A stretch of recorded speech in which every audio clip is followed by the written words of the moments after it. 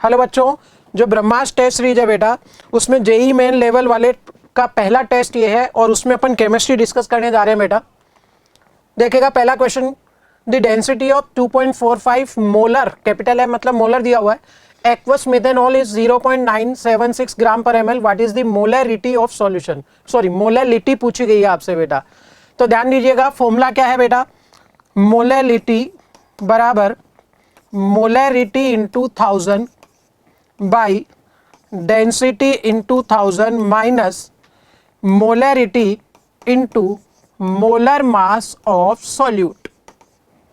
यहां पर बेटे आपको मोलरिटी गिवन है capital M 2.45 into 1000 divide by density into 1000। तो देखो बेटा, डेंसिटी आपके पास है 0.976 और उसको 1000 से मल्टीप्लाई कर दोगे तो ये 976 आ जाएगा, माइनस मोलरिटी बेटा 2.45 इंटू, और मोलर मास इसका हो गया बेटा कितना, 32 आपका इसमें मोलर मास हो गया बेटा। ठीक है, तो बेटे ये ऊपर आ जाएगी वैल्यू 2450 डिवाइड बाई, ठीक है बेटा, देखना 32,264 और साथ में अगर 2.5 के अप्रोक्स में मान के चलूँ तो 16 और आ जाएगा, ये हुआ 1080। ये लगभग अप्रोक्स अगर मैं बोलूँ बेटा, अप्रोक्स 900 के आसपास ये बचना आपका। और बेटा इसको आप कैंसिल आउट करोगे तो 9 to 180, ठीक है, 93270, 2 पॉइंट समथिंग आपका ये आंसर आ रहा है। और बेटा ऑप्शन दूर दूर है तो चौथा आपका ये आंसर हो जाएगा इसके अंदर। Number of gold atom in 300 milligram of a gold ring of 20 carat gold, और बता दिया गया कि प्योर गोल्ड जो है वो 24 कैरेट होता है। बहुत सिंपल सी चीज है बेटा, 300 मिलीग्राम आपको वेट दिया हुआ है, -3 लिया तो ये ग्राम में कन्वर्ट कर दिया, लेकिन सैंपल पूरा प्योर नहीं है बेटा। वो कह रहा है कि सिर्फ 20 कैरेट गोल्ड अवेलेबल है, जबकि प्योर तो 24 होता है। तो बेटा कितना % अवेलेबल हो जाएगा, उसके लिए आप ये सीधा सीधा कर दीजिए, इतना आपके पास में इसका वेट अवेलेबल है प्योर फॉर्म में। अब ये वेट आया, इसको बेटा मोल में बदलने के लिए डिवाइड बाय मोलर मास, और नंबर में बदलने के लिए बेटा मल्टीप्लाइड बाय Na। चलिए करिए सोल्व बेटा, इसको 4 से कैंसिल करें, 4 5 4 6 और 6 से 6 ये कैंसिल हो गया बेटा। लगभग अगर मैं कहूं ये 200 के अप्रोक्स अगर इसे कंसिडर कर ले तो 20 से 20 ये कैंसिल हो जानी है बेटा यहाँ पर, बोलो। और ये हुआ 5315 बाई 2, तो बेटा अप्रोक्स 7.5, और ये 10 की पावर -3 10⁻23 होगा 10 की पावर 20। तो बेटा अप्रोक्स के हिसाब से आपका ये थर्ड इसमें आंसर आ जाएगा। देखो बेटा, इसमें बच्चा सिर्फ और सिर्फ लैंग्वेज को देख करके डर के सवाल जो छोड़ देता है वो नहीं छोड़ना होता, आपको बस इसको कंटिन्यूटी में सोल्व करना है, इससे ज्यादा कुछ विशेष है नहीं। नेक्स्ट, अभी 3 रिएक्शन देख के बच्चे को लगेगा कि पता नहीं क्या ही है, नहीं बेटा बहुत सिंपल सवाल है, इधर आओ। वो कह रहा है कि 381 किलोग्राम ऑफ आयोडीन प्रोड्यूस करना है पर आवर, तो AgNO3 पर आवर कितना रिक्वायर्ड होगा। अब कुछ को लगेगा कि पर आवर लिख दिया, पता नहीं क्या ही आ गया। अरे फिर बता रहा हूं बेटा, उससे कोई फर्क नहीं पड़ रहा। पहले आप स्टोइकोमेट्री देखो, जब आपको आयोडीन के 2 मोल प्रोड्यूस करने हैं तो 2 के लिए इसके भी 2 मोल चाहिएंगे, और अगर इसके 2 मोल प्रोड्यूस करने हैं तो इसकी स्टोइकोमेट्री 1 के रेस्पेक्ट में इधर डबल थी, तो इसके 2 के लिए इसके 4 रिक्वायर्ड होंगे, और इसके 4 बनाने के लिए 1 है तो इसके भी 4 मोल चाहिएंगे। बात इन 2 की हो रही है बेटा, तो ध्यान से सुनना बेटा, इसके 2 मोल प्रोड्यूस करने के लिए इसके 4 मोल की आवश्यकता है। तो अपन ये देख लेते हैं कि इसके मोल प्रोड्यूस करने कितने हैं। भाई इसका ये रहा वेट, और मोलर मास बेटा एक आई का 127 है, इसका हो गया 254, ये आ गया 1.5 मोल, तो डबल मोल की आवश्यकता है, मतलब इसके आपको 3 मोल रिक्वायर्ड है, और 3 मोल को वेट से मल्टीप्लाई कर दीजिए बेटा। सिल्वर का हुआ 108, नाइट्रोजन का हुआ 14 और 16 348,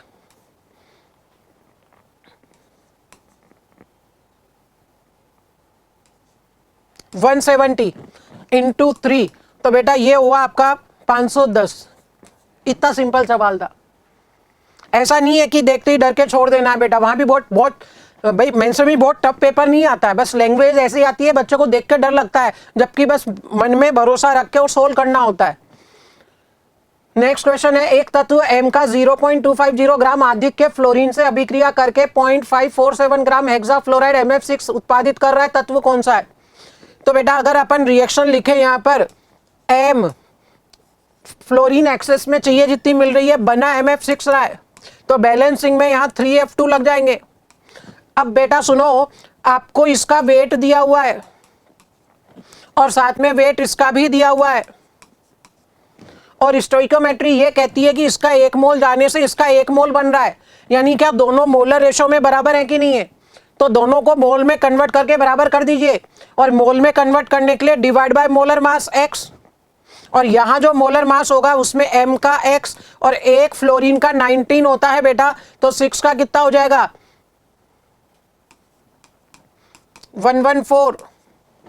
अब आप इन दोनों को बराबर इक्वलाइज कर दीजिए बेटा, तो 0.250 by x equal to 0.547 by x plus 114। ये बराबर इसलिए करा क्योंकि 1 मोल इसका जाने से इसका 1 मोल ही बन रहा है बेटे। एक तरह से 0.25 हो गया है, तो 0.25 मतलब 1/4,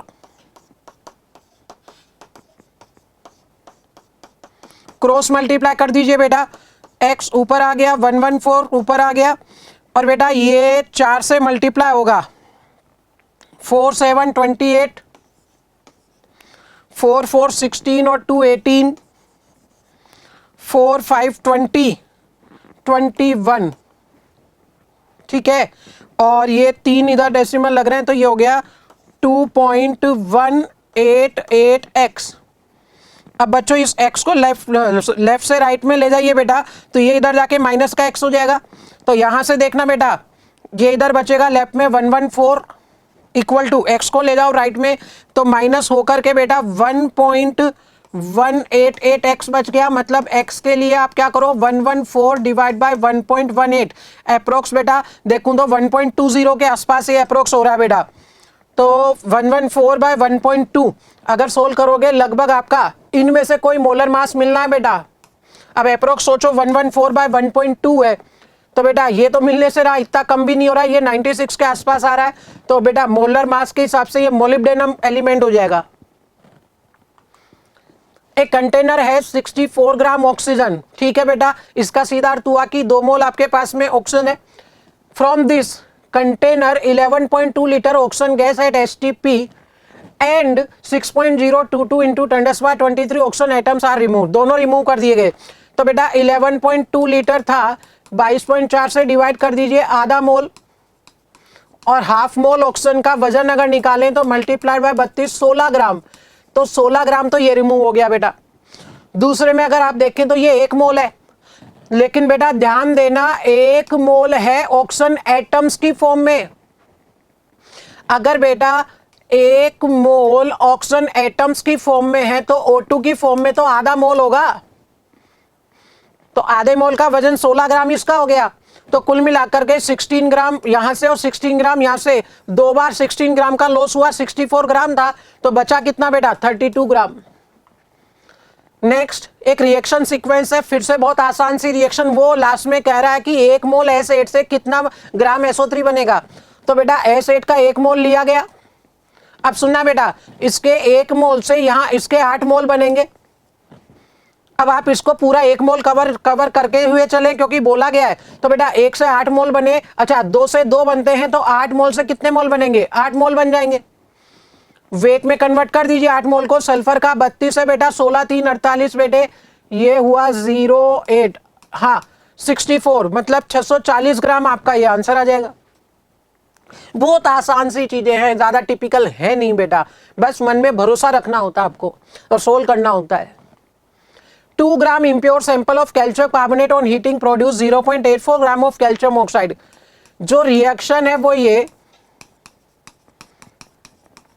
और इसका दिया 2 ग्राम, लेकिन ये इम्प्योर है, और इसका बना 0.84 ग्राम। बेटा जो इम्प्योर है उससे तो चल ही नहीं सकते आप, इससे चलिए फिर, तो 0.84 ग्राम डिवाइड बाय बेटा 56, भाई इसके मोल में कन्वर्ट कर लिया आपने इसको बेटा, और अगर डिवाइड करें अपन, हाँ बेटा कितना आ रहा है डिवाइड करने पर, ये 224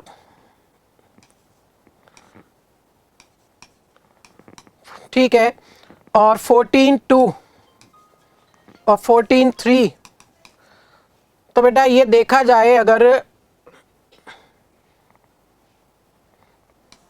ये 3 × 10⁻², 2 से डिवाइड करा, 1.5 × 10⁻², इतने मोल इसके हैं। तो 1 मोल बनाने के लिए इसका 1 मोल रिक्वायर्ड है, तो बेटा 1.5 × 10⁻² ही मोल इसके रिक्वायर्ड होंगे।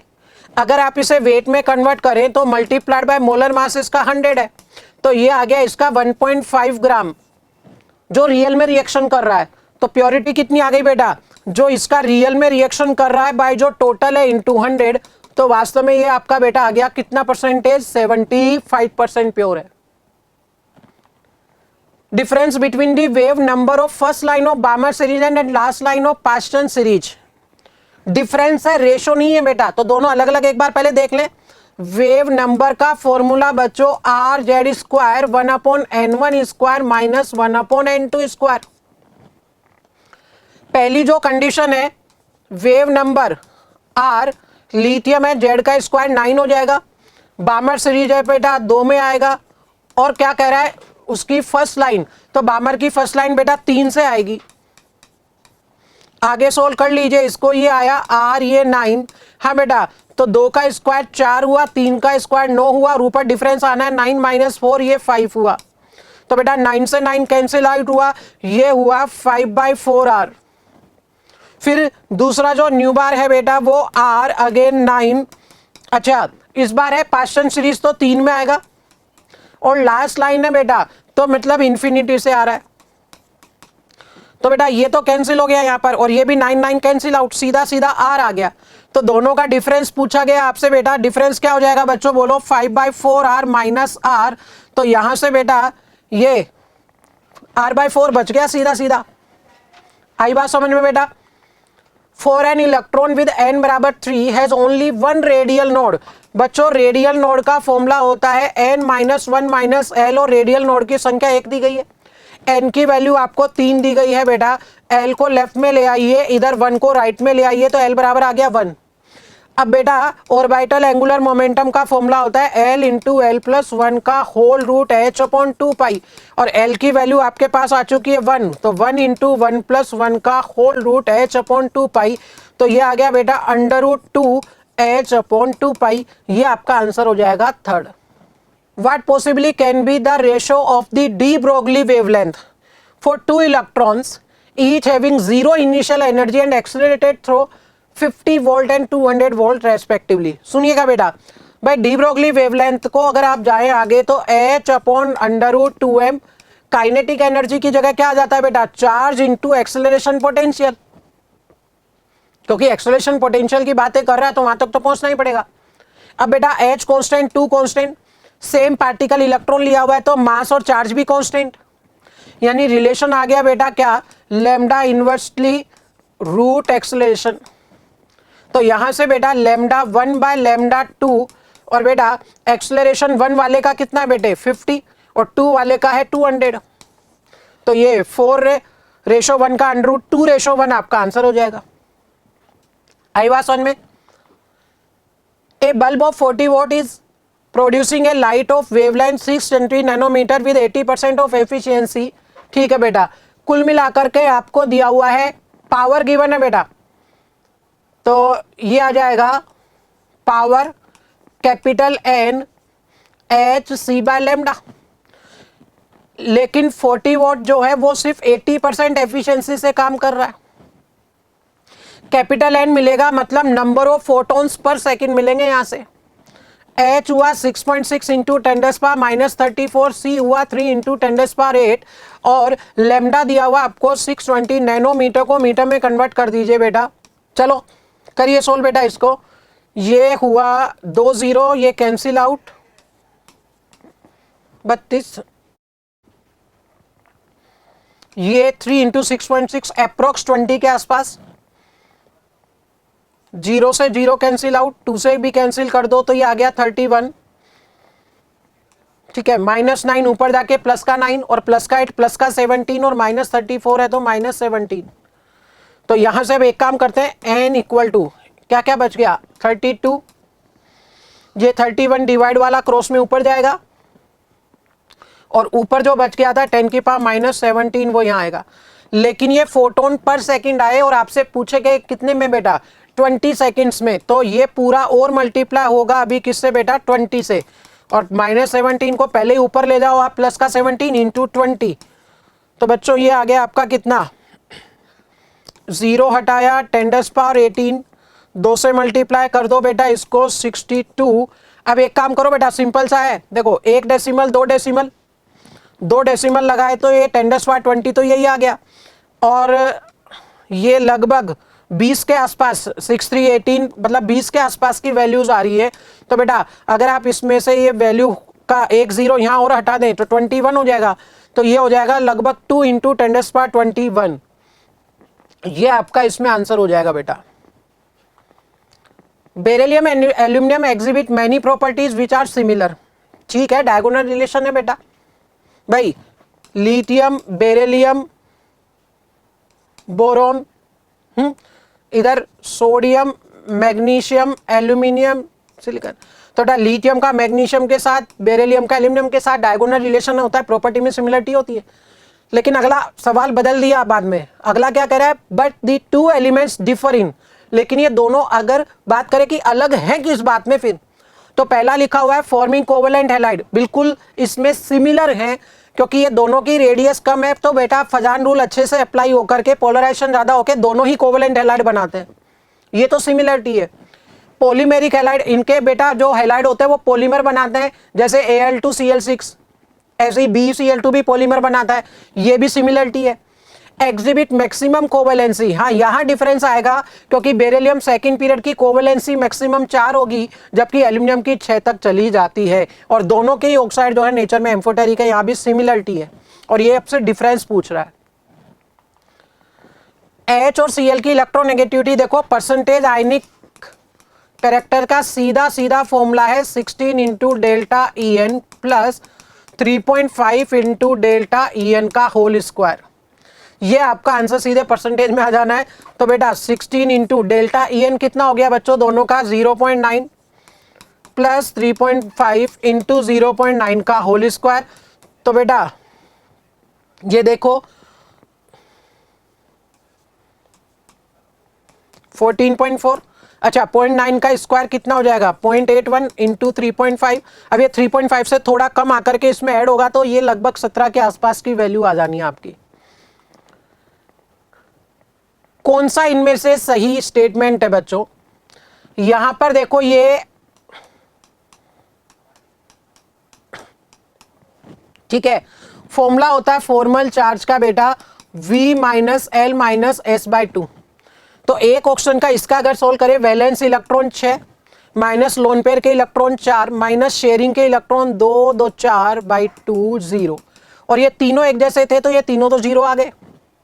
सल्फर का सोल्व करें, valence electron 6 minus lone pair के दिख नहीं रहे, शेयरिंग में 12 इलेक्ट्रॉन है बेटा, तो -12/2 ये 0 आया, मतलब पहला तो सही है। दूसरे स्टेटमेंट में बेटा अगर इस ऑप्शन की बात करें तो 6 माइनस लोन पेयर के 6 इलेक्ट्रॉन माइनस शेयरिंग के 2/2, तो इसका -1 आया, और वो कह भी रहा है कि सिंगल बॉन्डेड को छोड़ करके बाकियों का 0 है। अब क्लोरीन के valence electron 7 minus lone pair के इलेक्ट्रॉन 4 माइनस शेयरिंग के 2 2 4 2 6, तो ये बेटा आपका कितना आ गया 3 4 7, हाँ तो क्लोरीन का 0 आ गया, ऐसे यहाँ ऑक्सीजन का भी 0, मतलब बेटा पूरा स्टेटमेंट दोनों के दोनों सही है, बोथ फर्स्ट एंड सेकंड दोनों के दोनों स्टेटमेंट सही है बेटा। ICl4 माइनस की शेप स्क्वायर प्लेनर है, अच्छी बात है, डायरेक्ट अगर दे ही दी गई है। ये जो केस आ रहा है वो आ रहा है AB4E2 का, तो बेटा 4 वैलेंसी आपकी रहनी है प्लेन में, एक लोन पेयर ऊपर आएगा और एक लोन पेयर नीचे आएगा, और वो यही पूछ रहा है कि number of bond pair lone pair repulsions की संख्या कितनी है जो आपस में 90 डिग्री पर है।